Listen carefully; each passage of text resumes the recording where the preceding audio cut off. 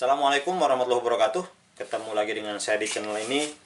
Beberapa hari yang lalu saya mengikuti diskusi di sebuah media online mengenai penggunaan gergaji manual, khususnya merek Crisbo. Ini adalah backsaw yang kalau kita cari referensi online ini adalah tenon saw katanya, untuk membuat tenon atau purus. Yang didiskusikan adalah kesulitan, bukan kesulitan. Sulitnya menggunakan gergaji ini karena nyangkut mulu, susah dipakai dan performanya kurang bagus katanya dalam diskusi itu. Padahal menurut saya ini adalah gergaji yang sangat bagus, enak, hasilnya pun halus. Kalau dilihat struktur mata potongnya, ini mirip dengan gergaji Jepang.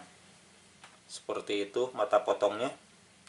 Kita bandingkan, ini saya punya mata potong gergaji Jepang. Ini merek Takagi, bukan iklan ya. Gergaji Jepang, Crisbo. Takagi, Crisbo.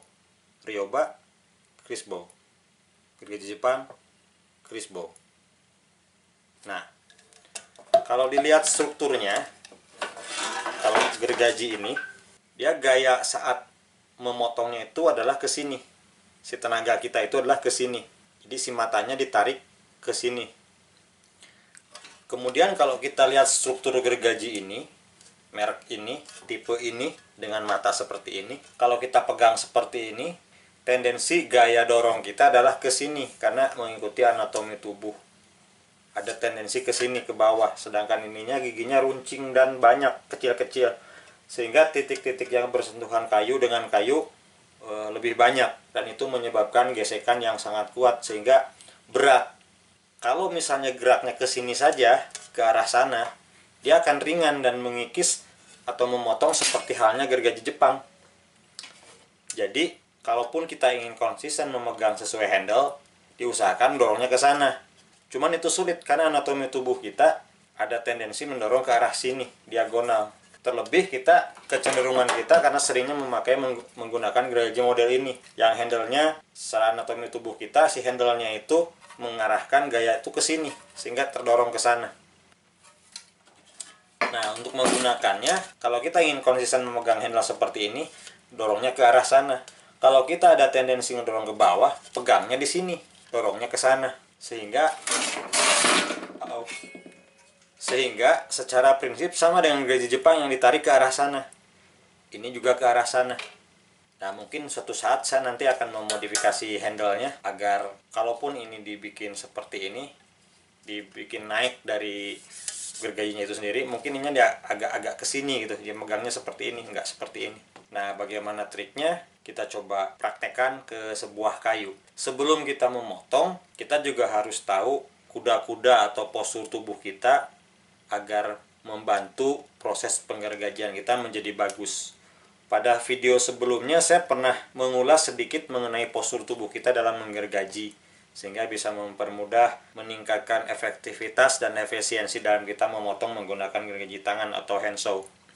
Kalau penasaran, silahkan lihat videonya di link sebelah, di pojok kanan sebelah Anda. Di situ saya sedikit membahas mengenai postur tubuh kita dalam memotong. Itu bukan video khusus membahas gergaji, tetapi ada penggunaan menggergajinya. Nanti di menit keberapanya saya kasih tahulah di video itu. Mungkin kasih link nanti saya di bawah di deskripsi sana. Sekarang mari kita coba praktekkan bagaimana cara memotong. Bukan bagaimana cara memotong. Trik yang biasa saya gunakan untuk memotong dengan menggunakan gergaji ini. Ini tidak berlaku untuk gergaji western style ya, yang backsaw, yang tenon saw, yang gergajinya tidak seperti ini, western style. Seperti ini gergajinya nih, matanya halus kecil-kecil, cuman tidak seperti mata gergaji Jepang.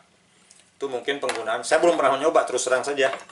Yang seperti ini, cuman ininya mata biasa, belum punya pun saya ini, tapi saya pikir sih sama. Nah, kalau ini nggak begitu ngaruh karena titik-titik yang bersentuhan sedikit, karena si matanya relatif lebih jarang dibanding dengan ini, sehingga cengkeraman ke kayunya relatif lebih sedikit dibanding dengan ini, sehingga saat didorong ini lebih mudah daripada ini. Tapi kalau urusan ketajaman, menurut saya ini dengan ini, tajaman ini mirip-mirip gergaji Jepang. Mari kita coba praktekkan.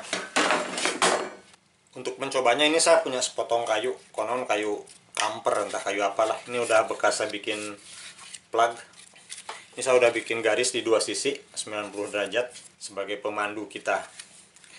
Nah, untuk menggergaji diusahakan si media yang kita potong atau kalau yang kita potong diklem atau diikat dengan kuat ke benda yang solid. Saya dalam hal ini saya ke ini workbench cukup solid, dan kebetulan saya punya vise, punya ragum.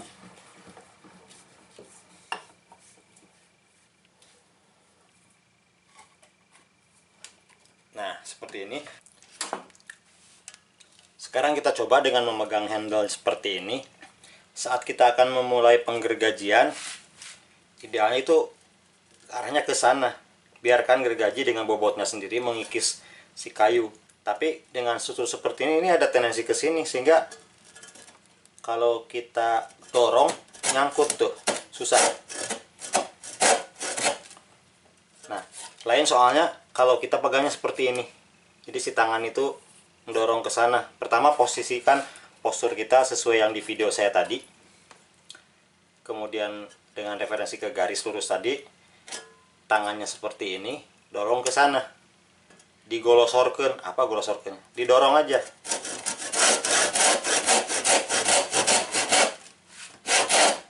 Nah, seperti itu. Kita coba ke yang masih garis yang masih mulus. Ya, lebih mudah. Nah, lebih mudah dia. Seperti itu.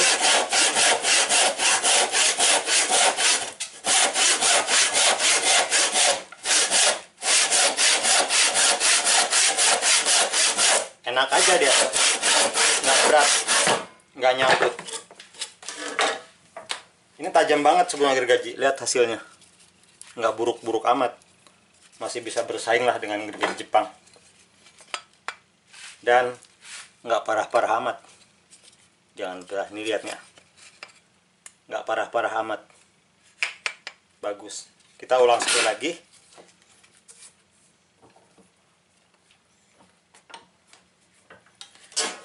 Dengan seperti ini.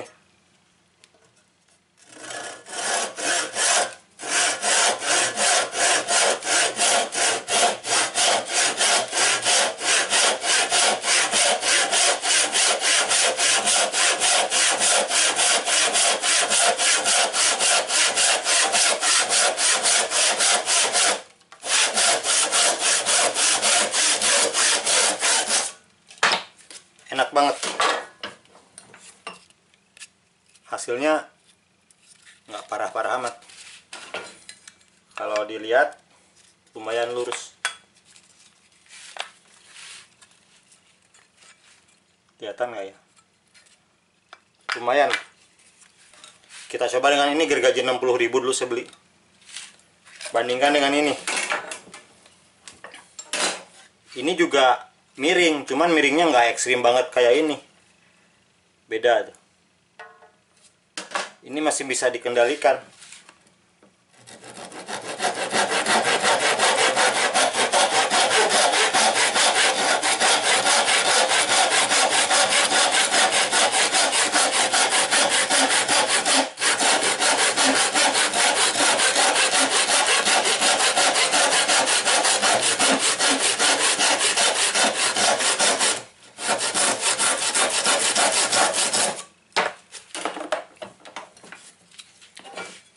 Seperti itu.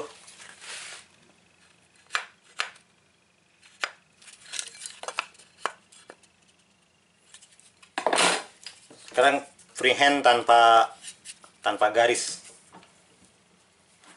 Kita potong.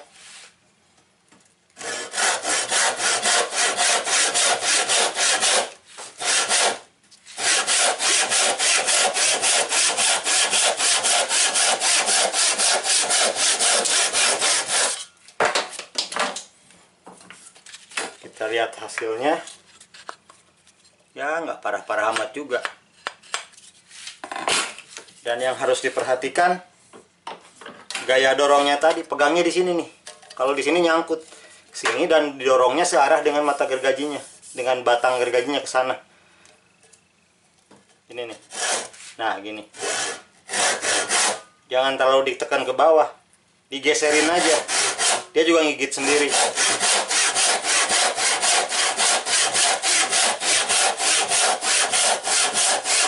Pegangnya di sini tuh. Kalau di sini nyangkut, berat lagi.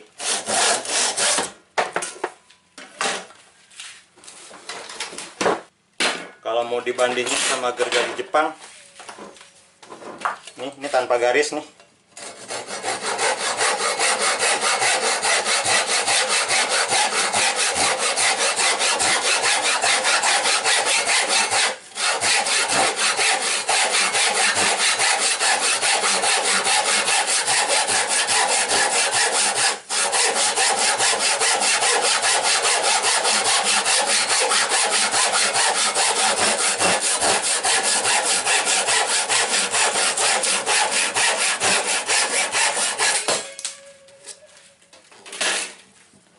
Hasilnya nggak jauh-jauh amat.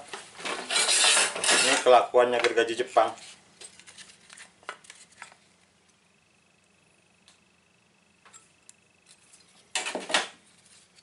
Dan kalau untuk motong kasar saya lebih suka ini, yang cepat gitu, lebih suka ini. Tapi ya hasilnya nggak begitu halus. Demikian, semoga bermanfaat. Mohon maaf bagi yang sudah tahu. Ini hanya trik kecil dari seorang penghobi kecil. Semoga bermanfaat. Assalamualaikum warahmatullahi wabarakatuh.